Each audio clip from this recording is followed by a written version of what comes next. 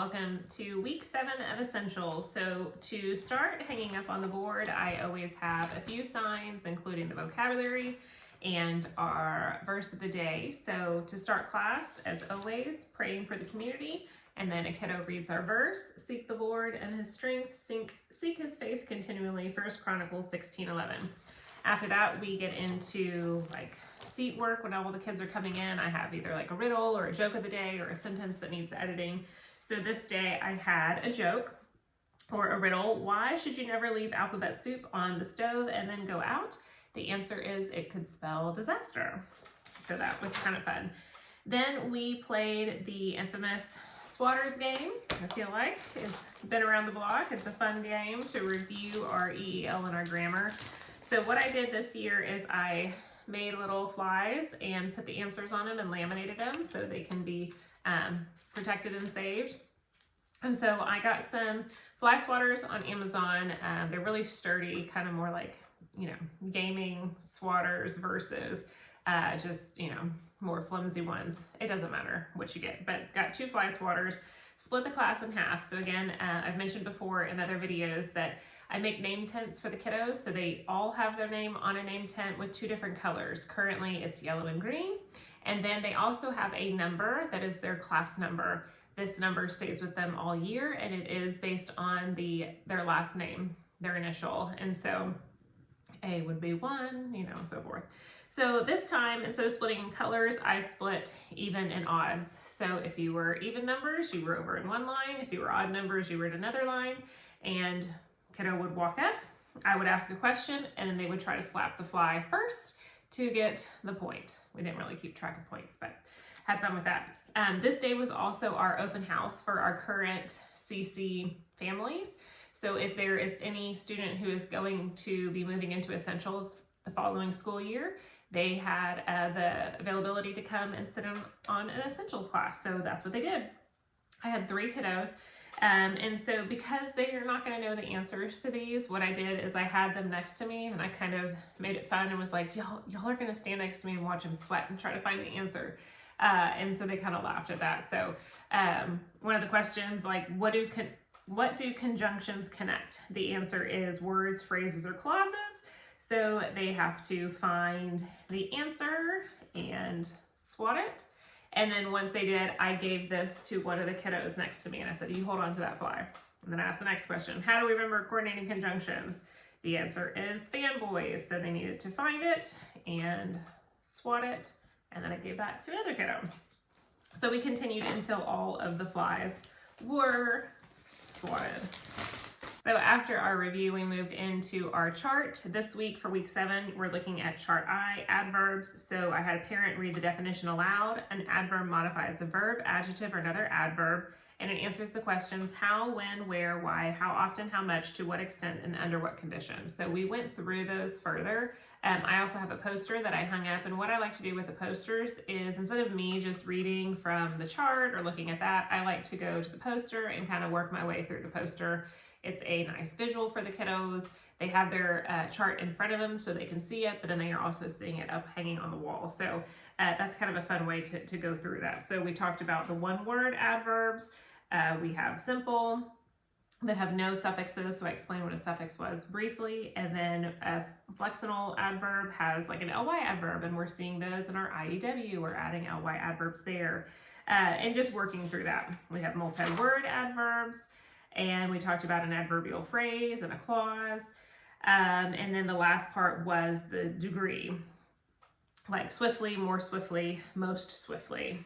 And then I also told them at the bottom of my poster had how we would diagram an adverb. So if it's he ran slowly, underneath slowly is describing how he ran. So that would come off of the word ran. And then I had I had one parent pass out this cute little chart here. And when she was passing this out, I just stepped into the hallway real quick and grabbed a beard that has a mustache on it, put it on, and then walked back in and just stood there and waited for all the reactions from the kiddos. And it was fantastic. I absolutely loved it. So the beard is a hit. So wear that. So on a different poster, which sadly I threw away because it was just for the one-time class use, was I had adverbs at the top and then I had different sentences running down. So I said, how did the bird sing? The bird sang blank. When does the bird sing? The bird sings blank. Where does the bird sing? The bird sings blank. And continued on basically to answer every single one of these questions with how did the bird sing, when did the bird sing, where, why, how often, and so forth. And what I did is I have 17 kids, so each table group, I gave one of them. So the first group, I said, you're gonna answer how. Next group, you're gonna answer when, where, why, and went through, and they each needed to come up with an answer, an adverb to go on the blank line. So once they had it, they walked up to the poster and wrote their answer. So I did have a couple of doubles because I do have 17 kiddos. So they just wrote it next to it with it as well. And then we just read the answers after they've written them all down. When we moved into our ATS, we have a new pattern of SVTDO, compound imperative. So we talked about what an SVTDO is again, subject, verb, transitive, direct object. And then we moved into the imperative purpose. So imperative, meaning like if I was to look at somebody and say, wipe the tables and collect the bags. Now, this also introduces the NDA, the noun of direct address, and I will tell you, this to me seemed like the hardest thing to try to explain because it is super confusing to kiddos because they see a sentence that has a person's name and they're curious, well, why is that not a subject noun? Why is that an NDA? So I feel like I didn't do that great of a job explaining it in class. It's, different when you're sitting down and talking with your kiddo versus in front of a classroom of children and their parents and trying to explain it. So, and then also we have time that we're working against. So I feel like I rush through maybe a little bit. But for instance, wipe the tables and collect the bags. If I'm looking at two different people and I say wipe the tables, collect the bags, I'm instructing them on what to do and I don't have their name there. And so, but you can look at me and see that I'm looking at the person and looking at the person and telling them what to do. So that's easy to do when you see who the person is talking to. But if you're reading a sentence, you don't know. It's unclear. So the noun of direct address directly addresses who you're speaking to. So I have a poster that I did like an envelope at the top saying noun of direct address, being that if you're going to write a letter to somebody, who are you addressing it to? Their name goes there. Well, it's kind of like when we have the noun of direct address. It's who you're speaking to. It's who you're addressing. So for instance, if I have a sentence, Lauren, comma, wipe the tables, comma, and Troy, comma, collect the bags. So when I have those names there, then we can see who we're addressing. So Lauren, wipe the tables, Troy, collect the bags. So now we have who we're addressing that to. So those would be labeled as NDAs, noun of direct address, not a subject noun. So just be aware of that when you're walking through that with your classroom to kind of make that maybe a little bit more obvious and a little more explicit for them. And then we also had appositives. So this was a big new day when it came to our ATS sheet. So for example, if I had the sentence, Sadie is cute, who or what is the subject? It's Sadie. And if we didn't know who Sadie was, we may say instead, Sadie, comma, my dog, comma, is cute. So the appositive need commas around them because it's providing additional information and kind of telling us and clarifying who the sentence is about. I did read at the very end of class because again, this first part was kind of heavy on content. So I did not get to read this book first. It's titled Brave Irene by William Stegg. And it actually is a cute little story, but why I picked this one was because there was a few good appositive sentences listed in here. So like Mrs. Bobbin, comma, the dressmaker, comma, was tired and had a bad headache, and it goes on. So that's why I picked this one, was for the kiddos to look for positives. But like I said, I was running out of time for EEL, so I paused on this and I waited because the book is just secondary to me to kind of back up what we're doing in class. I love reading books and want to make sure I have time for it. So I kind of waited, and thankfully we made up the times where at the end of class, I actually had 10 minutes roughly left in class. So then we just went over and read it the last 10 minutes. And some of the parents kind of quietly started cleaning up the classroom as I was reading too. So it worked out that way. So after our EEL went into our math, we did our N2K Battleship again. They really enjoy Battleship. It's a lot of fun. And then went into our IEW for writing, again, splitting groups, and they read their papers for about 5 to 10 minutes. It was just one paragraph, so it actually went a lot faster.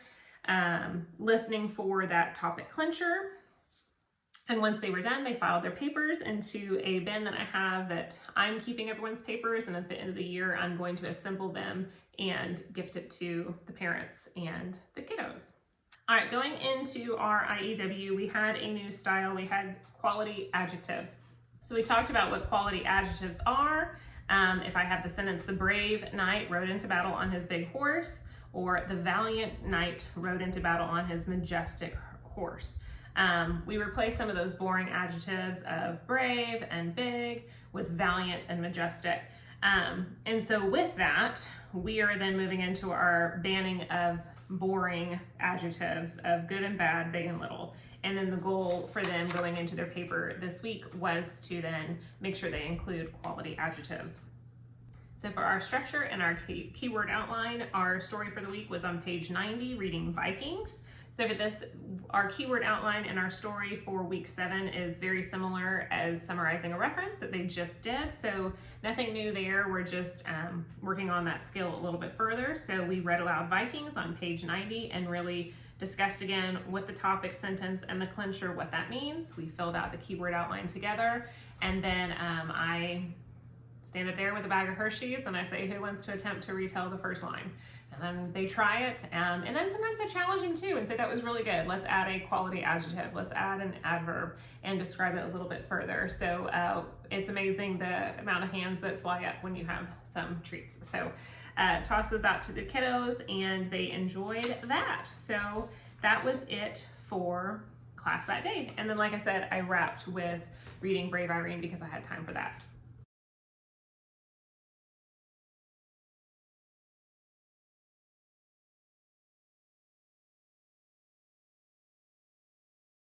I created that combines both foundations and essentials onto one page for the week. So for instance, this is 1 week's worth of lesson plans for foundations and essentials. So you have your essentials kiddo up top, and then it runs through your math, your history, your geography, your read alouds,